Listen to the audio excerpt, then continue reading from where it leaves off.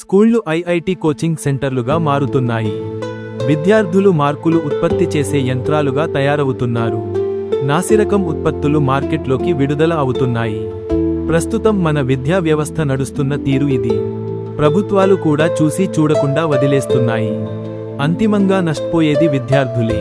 పిల్లల మీద అధిక ఒత్తిడి పడుతోంది. 6వ తరగతి నుంచే ఐఐటి, జేఈలు చెప్పే విద్యా సంస్థలు, వాటినే చెప్పమనే పేరెంట్స్ ఉన్నంతవరకు చదువుకు చెదలు తప్పవు. గత తరం వారిలో లేటుగా మెచ్యూరిటీ వచ్చినా సమాజంలో మంచి పునాది ఉండేది. నేటి తరం వారిలో తొందరగా మెచ్యూరిటీ వచ్చినా మానసిక పరిపక్వత చెందడం లేదు. ఒకరిని చూసి ఒకరు పరుగులు పెడతారు. అతి చిన్న వయస్సులోనే స్కూల్లో అన్నీ రుద్దేయాలనుకుంటారు. ముందు ముందు తల్లి గర్భంలో ఉండగానే ఒక స్పీకర్ పెట్టి పుట్టే పిల్లలకు ఏ, బి, సి, లు నేర్పిస్తారు. ఎందుకీ పరుగు? ఎవరి కోసం? పరుగెట్టి ఏం సాధిస్తారు? జీవితాన్ని సహజ సిద్ధంగా ఎదగనివ్వాలి. పండ్లను కార్బైడ్ వాడి మగ్గబెట్టినట్టు పిల్లలను తయారు చేస్తున్నారు. ఈ విధంగా ఎదిగిన పిల్లలు చిన్న చిన్న ఆటుపోట్లకే తట్టుకోలేక తల్లడిల్లుతున్నారు.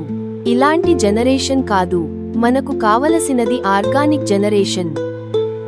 ఒక్క పాల గ్లాసు కోసం 100 మంది కష్టపడి పరుగెడతారు. కానీ ఒక్కరికే ఆ గ్లాసు దక్కుతుంది. మిగతా వారందరూ నిరాశతో వెనుతిరుగుతారు. తమ శక్తి సామర్థ్యాలు వృధా అవుతాయి. అదే 100 మంది నడిచి వెడితే ఎవరో ఒక్కరికి ఆ పాల గ్లాసు దక్కుతుంది. మిగతా వాళ్లు నీళ్లు త్రాగి తమ సమయాన్ని, శక్తిని కాపాడుకోవచ్చు. అనవసర పోటీ సమాజానికి అనర్థం.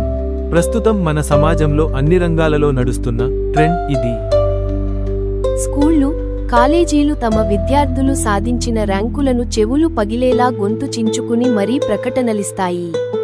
కానీ క్రీడారంగంలో ఏ స్కూల్ అయినా, కాలేజ్ అయినా తమ పూర్వ విద్యార్థులకు ఈ ఆటల్లో మెడల్ వచ్చింది అని చెప్పుకోగలుగుతున్నాయా? చదువు అంటే ఇంజనీరింగ్, మెడిసినే కాదు, దేశ ప్రతిష్టను పెంచే ఆటలు కూడా ఉంటాయి. 150 కోట్ల పైన జనాభా ఉన్న మన దేశానికి కనీసం ఒలింపిక్స్లో ఒక గోల్డ్ మెడల్ కూడా రాలేదు. ఈ వ్యవస్థలో మార్పులు రావాలి. ముఖ్యంగా ప్రభుత్వం క్రీడాకారులకు మంచి సౌకర్యాలు, వసతులు కల్పించి ప్రోత్సహించాలి.